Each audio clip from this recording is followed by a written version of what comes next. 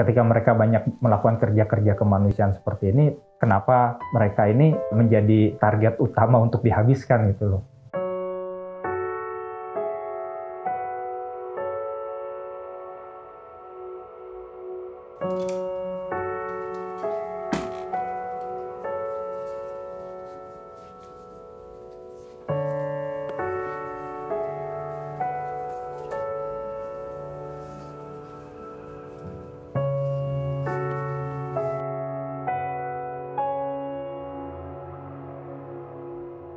Saya itu produk dari Orde Baru, biasa dicekoki dengan ketakutan terhadap komunis, terhadap PKI. Salah satu dari kawan saya di Ikatan Keluarga Orang Hilang, itu ternyata ibunya itu adalah anggota Gerwani yang pernah dipenjara di Pelantungan. Dari situlah saya mulai mengenal dengan para mbah-mbah atau ibu-ibu yang tersangkut dengan peristiwa 65. Aku melihat keadaan di era sekarang, aku melihat ada semacam gap pemahaman tentang apa yang terjadi dari 65 dan generasi sekarang. Yang saya mau tunjukkan bahwa saya justru tertarik dengan cerita mereka ketika mereka masih muda, ketika mereka belum masuk penjara. Karena banyak dari para mbah-mbah ini, justru ketika mudanya itu, mereka banyak bekerja untuk kemanusiaan. Mereka banyak bekerja menjadi guru, membuka tempat penitipan anak untuk buruh, terus mengajar baca tulis.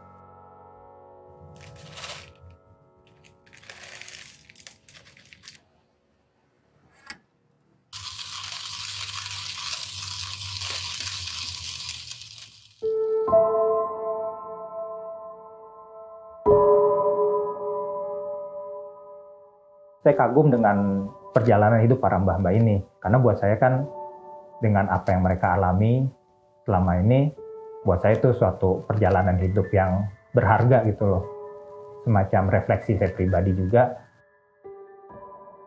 Paling nggak dengan kemampuan atau dengan fotografi atau dengan foto-foto yang saya hasilkan, saya bisa menceritakan apa yang selama ini ada di bayangan orang-orang tentang Gerwani itu ya nggak benar gitu loh. Jadi ya dengan fotografi, saya mau menjadikan medium mereka juga untuk bisa bercerita dan orang lain bisa tahu cerita akan yang sebenarnya atau cerita atau pribadi dari para penyintas 65 ini. Aku ngelihat tuh ada semacam keterputusan sejarah lah gitu. Jadi pada saat itu kan banyak orang mulai nggak terlalu concern gitu, khususnya di anak-anak yang generasi mungkin milenial ya. Aku juga berkenalan dengan beberapa sanak keluarga atau para penyintas yang dibilang juga generasi kedua. Dari generasi kedua ini kemudian anak-anaknya ini banyak yang membuat juga lembaga-lembaga. Ya salah satunya ada yang membuat lembaga Popperham. Nah Popperham ini lalu kemudian bekerja sama dengan UIN Yogyakarta. Nah mereka punya program yang namanya One Week One Mother. Nah dari program ini mereka itu para mahasiswa bertugas untuk mengajak ngobrol para penyintas, para mbah-mbah penyintas dengan bertandang ke rumahnya setiap seminggu sekali selama hampir 3 bulan. Kemudian mereka bisa bertukar informasi lah. Saya tertarik untuk memotret hubungan mereka dan relasi mereka gitu loh.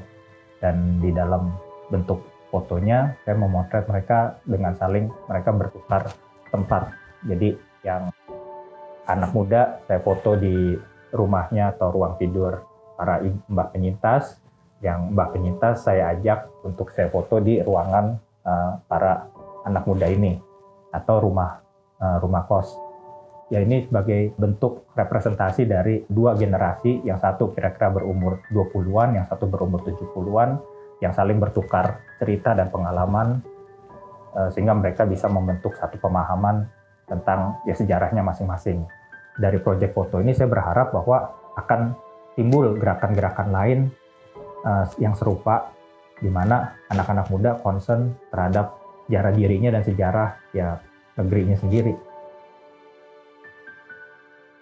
Banyak pendekatan potret itu saya lakukan dengan membuat mini studio dengan tujuan supaya si subjek foto ini tahu bahwa dia akan difoto, dan aku dari diskusi-diskusi dan obrolan-obrolan dan pendekatan-pendekatan yang saya lakukan, mereka percaya kepada saya dan bisa menampilkan sikap tubuh terbaiknya dari para korban.